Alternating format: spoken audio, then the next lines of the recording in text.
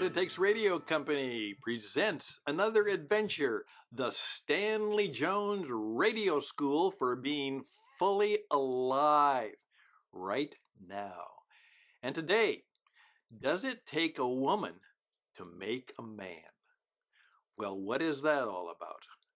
Let's tell you the story of a remarkable woman. Greetings, ladies and gentlemen. Once again, my name is Stan the Radio Man, and we welcome you to another adventure, another experience, a bit of an experiment. We believe that learning something about Stanley Jones, the long past but incredibly influential missionary, evangelist, statesman, philosopher, theologian, missionary, entrepreneur, well, we can learn about him, and he can help us learn about how to be fully alive, starting now and forever. So we call it the Stanley Jones Radio School for Fully Alive Living, starting now. And we hope that you will join with us and support us and recommend us to others, and to help us make this outreach go and grow. And in particular, I'm deeply moved right now by my understanding. I've been in communication with many of my friends and colleagues from past experiences, and still very much my good friends, particularly those in India, who are telling me that things are difficult for people in India right now. The social and cultural, and oftentimes some of the political things that are happening are making it extremely difficult for many of them right now. And this is no different than it was for Stanley Jones, who made his way to India as a young man, inexperienced, and became one of the greatest evangelists and missionary statesmen. How can we learn from him and share that? Well, first of all, let's just take a step back. We again try to remember and pray for our good friend Roberto Escamilla and his family, who many of you know through your many experiences and adventures with the ashram movement and with the life of Stanley Jones in particular, and the passing just within recent times of his good and wonderful and very talented wife, Dorothy, has passed on, and now the family is in a state of grieving and mourning and adjusting. And of course, because we have faith, and because we have hope, and because we know what God has promised, a celebration. As one person said, it's a celebration of graduation whenever a dear saint finds their way to the feet of Jesus as Lord. So that's happening. But that reminded me, because as Roberto said, I couldn't have done what I was able to do without her help. Now, interestingly enough, this is National Women's Month. I'm not quite sure what that is supposed to celebrate, but there have been a lot of celebrations about that and commemorations, and of course that's true. And that reminded me of an expression that I came upon one time, and it went something like this: indeed, God took a rib from a man to make a woman, the proverbial Adam's rib.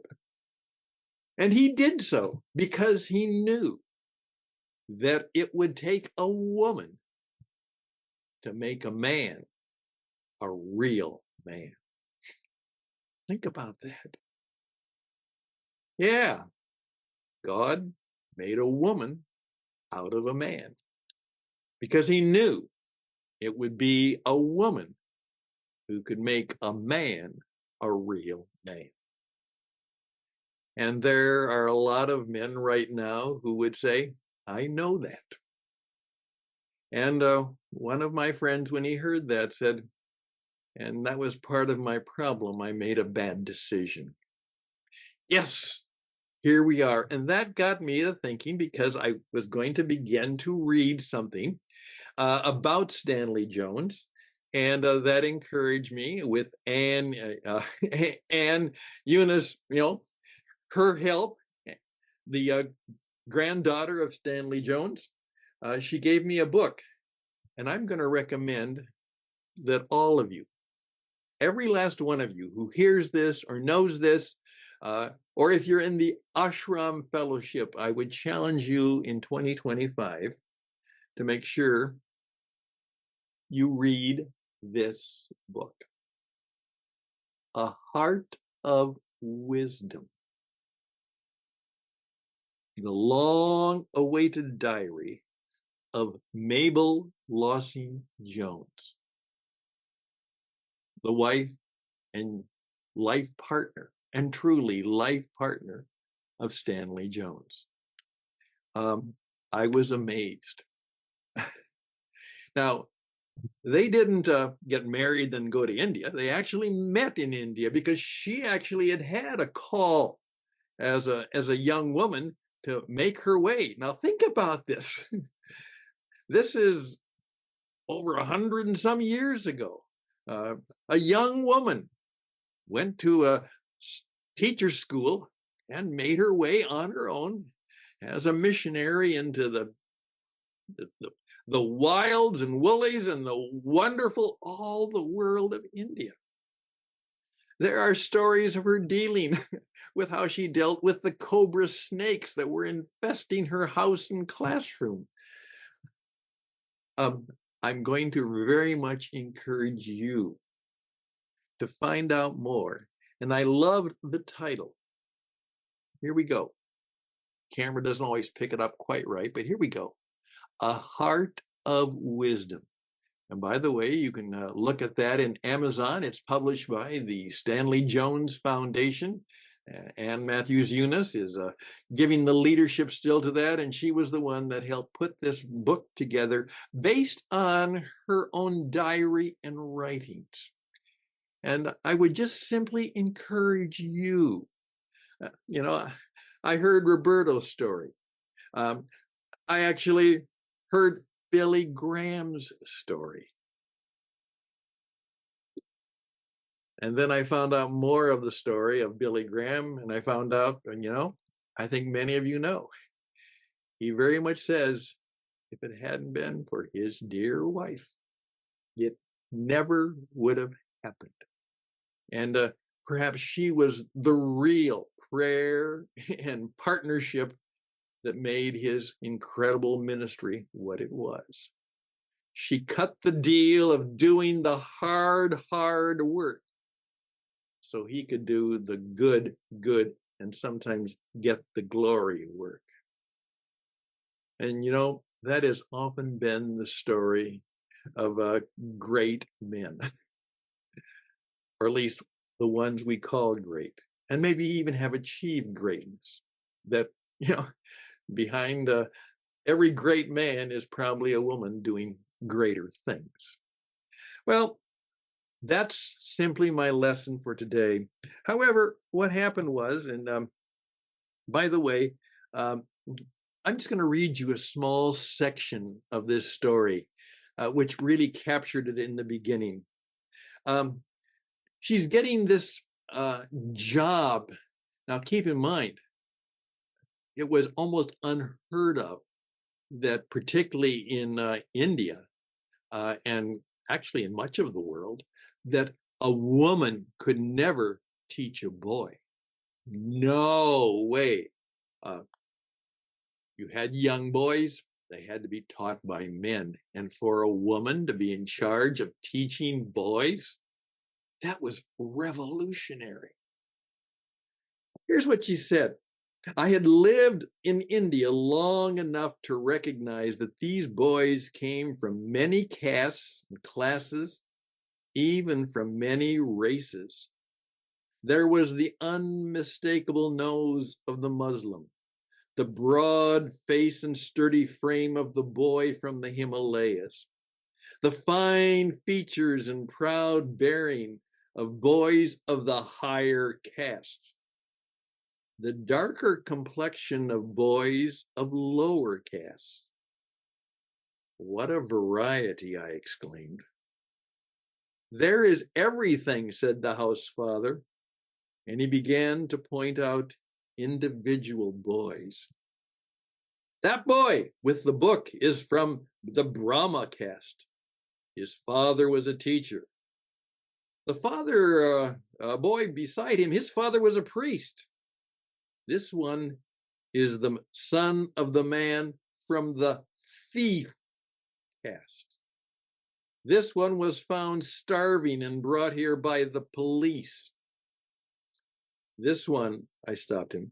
Suddenly I had seen a boy who looked very strange among the others. A boy with blue eyes and a fair skin. How did that boy get here? He lowered his voice. He knows English, that boy. The child was alert, trying to hear what was said. The mother is an Indian, said the house father, but the father is an English official. He pays well for him. He should not be here. But what do we do? Dealing with all of the politics and the possibilities and the problems of dealing with being an educator of young boys from everywhere. The blackest little boy, who was very black indeed and very little, looked up with a grin and held my hand. This one is from one of the Aborigine tribes. These tribes live here in the central provinces. God only knows how he got here. He then beckoned to a little boy with eyes as black as the blackest ink, but they had no sparkle. The saddest eyes, I thought, that I had ever seen. Hey, the police brought him here a few weeks ago. It seems he got off the train to get a drink, and he was left behind. He says the train started up and he ran after it until he was tired. Then he lay down and went to sleep. A villager found him and brought him to the police station. He knows only his name and caste. He does not know the town he came from or where his parents were going. He does give the name of a place, probably a small village, but no one seems to have heard of it. He says they walked many miles to take the train. The boy was looking at him intently with those big sad eyes. What is it, Rama? He says. Have you found my mother? He asks that constantly, said the house father. I looked again into the upturned, interested faces, thin lips, finely chiseled noses, straight black hair, and those lustrous eyes which looked so frankly into mine, but which I was to learn could conceal very much more than they revealed. The good bishop who had asked me to take the job without money and without a price had said, I think you will find the work interesting. You will also find that it will keep you busy. He was indeed right. A heart of wisdom. What the world needs now is more men and women with wisdom, and more than that, a heart of wisdom. You see, if we're going to take the work of Stanley Jones seriously, and I want to do that, is I have to, in some way, be ready to imitate his manhood, his mission, take his messages seriously, and see that he is telling us that when we follow, hands up, surrender Jesus as Lord, it is only then that we might even have the possibility and the wisdom to become fully alive. and to share that with others. Is that something you'd like to do and learn more about? Well, I encourage you. I hope that you would be helpful to us as we do this mission. A number of people, but just a small number from, Asbury Seminary. There's a few people there in the foundation and in the ashram group. And I'm finding there are still a number of what I call great souled ones, is that they are, as Gandhi was described, they are people very much who are very much in touch with the soul of E. Stanley Jones. And they want to still be more like him and to share his wit, wisdom, warmth, and his witness to Jesus as the source of fully aliveness with others. If that includes you, I would love to hear from you. Again, my name is Stan. That's all you need right now, Stan, the radio man. Preach out, don't preach to me, reach out to me at Stan, S-T-A-N, at Wit Radio. That's what it takes radio, witradio.net. Witradio.net. As some of you see this, if you'd like to make a contribution to our cause, this is something that we just enter on with, knowing that a few good people have helped us get it going. But if it's going to continue, and what I really, really want, now listen clearly, indeed, there are Christian friends throughout India. And I would love very, very much for this program to be able to help teach, reach, and sponsor so that they could get rid of the old man with the white face and find the younger man and woman with the face of India, who would then take this same teaching message and mission and put it in their own language and put it in their own words and put it in their own context far better than an old American could ever do. And they would broadcast through the wide web world of India the good message of Stanley Jones, who spent his life there, learned how to live there, buried there. And dear Mabel, who gave her life, lived there and served there.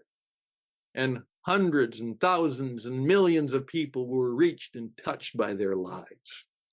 And they would continue to be living encores. Yeah, a living encore of the Stanley Jones message, mission, and manhood and womanhood that they brought to India.